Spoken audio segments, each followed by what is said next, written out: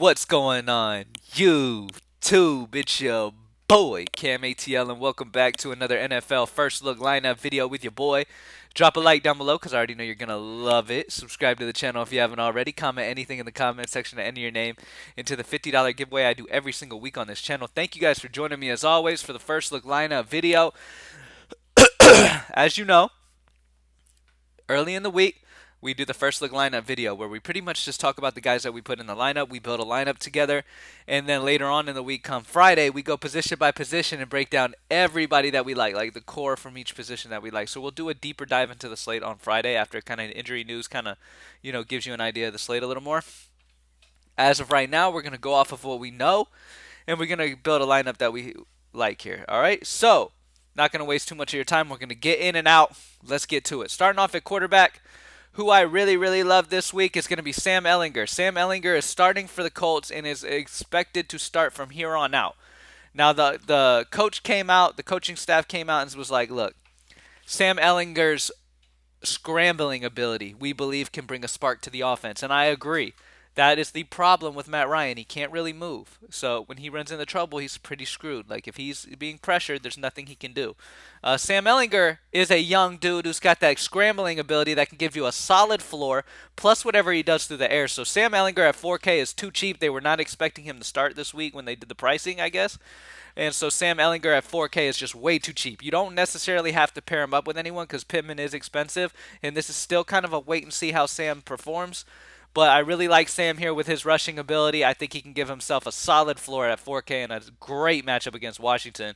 He couldn't ask for a better starting matchup here. So fantastic matchup for him. If you want to pair him with somebody, then you can pair him with Campbell. You can pair him with Pittman if you want.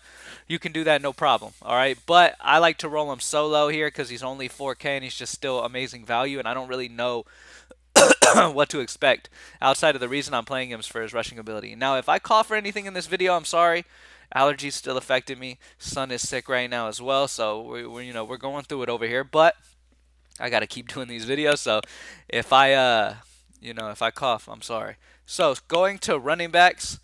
At the running back spot, I really love Derrick Henry this week. I think he's my go-to guy if I have the money and I'm able to. Derrick Henry against Houston.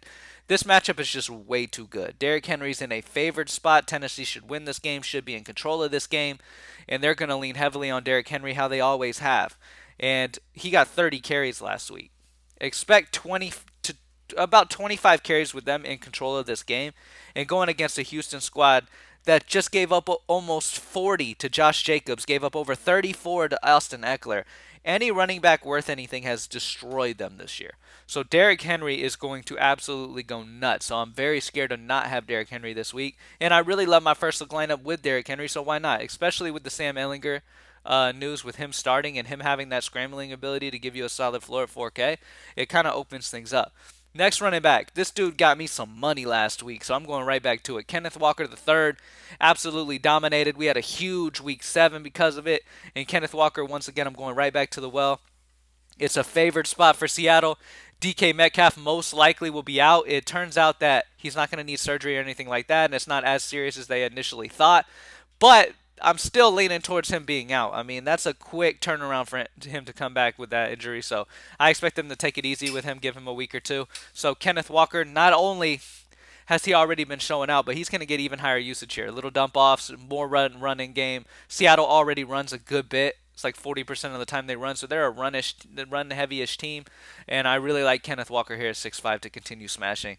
Next up, some people might be, oh, no way, I don't want to chase points or whatever, but it's not chasing points here in this situation, y'all. Why is he not locking? Hold on one second. It's not chasing points with DJ Moore because he's so good. I think the optimizer's being messed with right now by my uncle at the same time. So, he's DJ Moore's not locking in because we are actually doing work to the optimizer at the same time of me doing this video at this moment. So, because of that, DJ Moore is in play here. Let me see if I can refresh this really fast. Hold on. Refresh the optimizer real quick so I can go ahead and get this. Like I said, my uncle was working on the optimizer as we were speaking. Let's see. Alright, so we got Sam Ehlinger. Boom. Let's get this back in. These guys will be fine now, but like I said, if somebody's working on the optimizer at the same time as recording, it kind of frees it up. Um, okay. At wide receiver, DJ Moore, like I was saying, back to what I was saying. DJ Moore, fantastic position here for him. As we know, McCaffrey's gone. Robbie Anderson's gone. DJ Moore is the only target for Carolina. That is why he got the target share he got last week. Now he gets a good matchup against Atlanta. I love the in a dome. I love this spot for him. I don't love his quarterback situation, but DJ Moore in this offense is going to get such a high target share. All right, it's not chasing points, it's just chasing usage. DJ Moore is going to be incredibly highly used. Like, I really wanted him last week, but I ended up not falling on him because of the other options I had at that spot. Right now, at 5-3, I really like this spot. So, DJ Moore's in a fantastic spot, and I'm rolling with that. Next up, I really want a Miami wide receiver. I made multiple early lineups before the Ellinger news where I had Tua, and I paired him up with one of his receivers. Tyreek Hill's 8.5 compared to Waddle, who you can still get exposure to that game. Let me see. Still get exposure to that game for just a much cheaper price at 6.7. So I love Waddle. I'm going to Waddle just to save some money, and it kind of helps me balance the lineup out a little bit, especially if you have Derrick Henry. So if you want to get Tyreek instead of Waddle, dropping Henry down to more of a mid-range guy is an option. But I'm just going to settle with Waddle because I'm perfectly fine with that. And this matchup for the receivers from Miami is fantastic in a dome in Detroit, so I really like this spot for him. Lockett. I talked about DK Metcalf being out. Tyler Lockett's going to be a huge play this week. So I really love Tyler Lockett at 6.5, especially if Metcalf misses. Tyler Lockett's going to get heavy usage. Almost every pass is going to be targeted to him. So I really love Lockett. His price did go up to 6.5, so I'm willing to negotiate there with Lockett, and I'll be looking more as the week goes on, obviously. But Tyler Lockett, especially if DK Metcalf misses, is a fantastic option. Pat Fryermuth is who I'm going at tight end. Love this spot for him, man. They're going to be down big against Philly. At least you expect them to be. And Pat has been a huge target for this rookie quarterback coming in. I love Pat here in a down script going against Philly. They're going to be throwing a lot, like I said, to try to keep up. Pat's been a favorite target, and at 3.9, I just really, really love that spot for Pat. All right. At utility, I landed on this, and I don't mind it at all. I don't mind this at all. Brian Robinson is a workhorse running back, and he's only 5'6", and he's in a good matchup against the Colts. That projection is off. Like I said, it's still being worked on. We're still adjusting projections for the week, so that's why it's like that. But Brian Robinson is somebody I'm really interested in. He is a workhorse back. He got 20 carries last. He got 17 carries and then 20 carries last week. They're working his workload up. Going against the Colts, I expect him to see another high-volume game, and it runs back Ellinger. So I really like this spot for Brian Robinson, and if you land at that price, you could do worse. Another guy there, if Chuba Hubbard is starting once again, he's an option. If Chuba Hubbard happens to be out, which I don't think he will, because they were saying that he could have came back if he was needed last week. So with that being said, I'm expecting Chuba Hubbard to start. He's fine. And then last but not least, I like the 49ers defense. There's many defenses that I like this week. As always, that won't lock in. But defenses, for some reason, on the lineup builder, we can't figure out why they won't lock on the lineup builder on our thing. But when you optimize, when you use the lineup optimizer, it works. But when you use the lineup builder part, locking in a defense for some reason won't work. Anyway, 49ers defense, the defense I'm leaning with, because the Rams have given up the most points in the league this year consistently to defenses. Like, they're just turning the ball over. They're just giving up a ton of points to defenses. So it's just a fantastic spot here for 49ers D. Not only are the Rams giving up a ton of points to defense, but 49ers defense is legit. You know what I mean? So this is a fantastic spot here for them at 3-1. I really like their price here. There's multiple defenses I like this week. There's so many different options. You got the Commanders if you don't believe in Ellinger, but I love Ellinger this week. Eagles against Pittsburgh, that's fine. You got the Cowboys against Chicago, whose offensive line is probably going to go through a lot of trouble this week. You got multiple options, but that's the first look lineup. We got Sam Ellinger starting at 4K, has scrambling ability to give you a solid floor.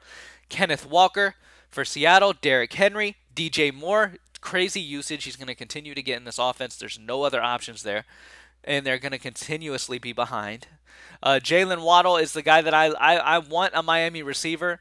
And Tyreek is expensive, so I'm going Waddle. Tyler Lockett, especially if DK Metcalf is out. If Metcalf plays, Tyler Lockett has gone up a little bit too much for me if he plays. If he's out, then I still love Lockett at 6'5", but his price has gone up, so he's somebody to consider for sure, especially with Seattle kind of being more run heavy and probably going to lean on Walker a lot here, but we'll see. Pat Fryermuth playing from behind. This is a high target situation once again for Pat. This is his main target he loves to throw to. This is the guy he's going to be looking to in garbage time. Brian Robinson Jr., workhorse running back. I just landed on that 5-6 range. Really like him as an option. He's going to get 20 plus carries here in this matchup, and it runs back Ellinger naturally.